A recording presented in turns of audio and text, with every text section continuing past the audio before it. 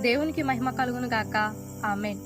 దేవుని చేత హెచ్చరించబడిన కయీను తన మార్గాన్ని మార్చుకోకుండా సత్య మార్గాన్ని అనుసరించే హెబెల్ను లేకుండా చేయాలనుకున్నాడు. చేశాడు కూడా. అయితే హెబెల్ అనుసరించే సత్యాన్ని ఆపలేకపోయారు. అక్కడ ప్రారంభమైన సత్యం ఎంతో కాల ప్రయాణం చేసి ముందుకొచ్చింది. ఎన్నో సంస్కృతులను దాటుకొని ముందుకొచ్చింది.